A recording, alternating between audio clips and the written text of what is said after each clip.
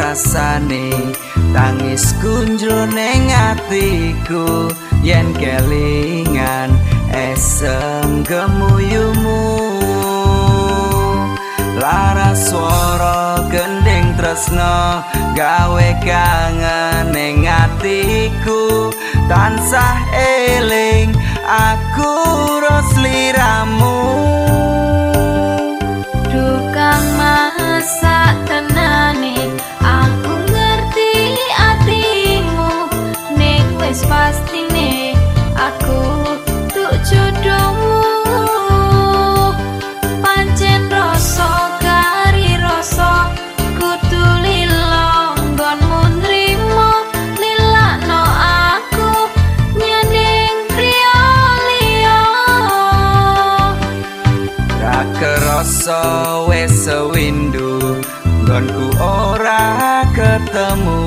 kegugah atiku krungu suaramu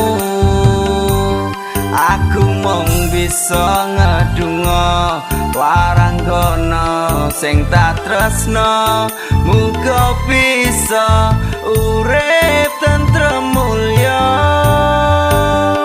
tak tulis lakon tresnamu ning gending katresnanku tak tembang nih saben kangen sliramu satenane aku nangis nanging tresno wis kinares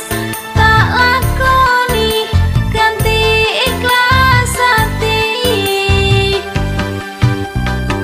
tresno iki ora mung ana ning lambe kowe njaluk bukti mesti bakal tak buktike najan awak iki amung anake wong kere nanging tresnoku kanggo kowe jujur apa enenge tak tembangne tembang tresno ben awakmu iso ngrasa gedene tresnoku kanggo kowe ibarat segara ora bakal suda senajan akeh pacoban aku bakal tetep setia ngenteni kowe uyungku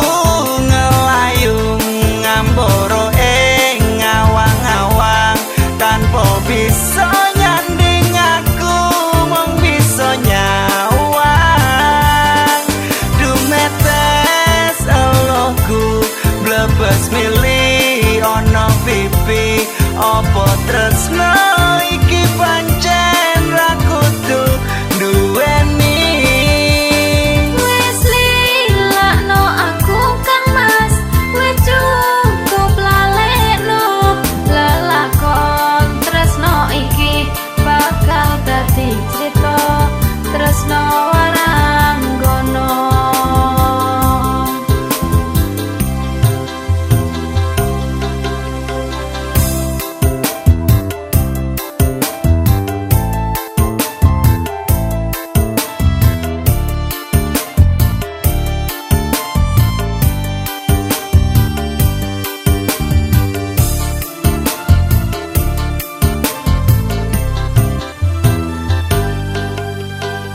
iso nyawang nanging ra bisa nduweni rasane saya lara nganti tembus ning ati ibarat rembulan tanpa lintang langit bakal sepi ra beda kaya awakku sing setya ngenteni rimo tresnoku waranggana sing tak tresnani najan ana wong liya ning atimu aku ra mundur wani ngrasake perih kowe sing tak pilih sadurunge janur melengkung kowe bakal tak uyungku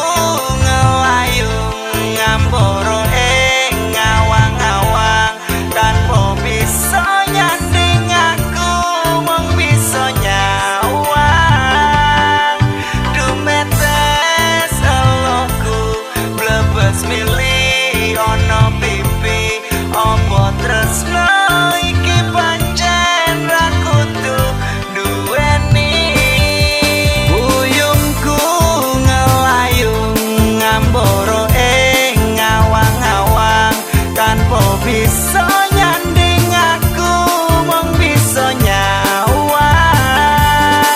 dumetes elohku blebes mili ana pipi apa tresno iki pancen ra kudu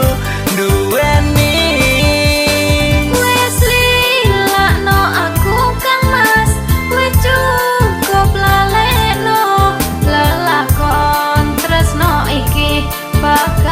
dadi crita tresno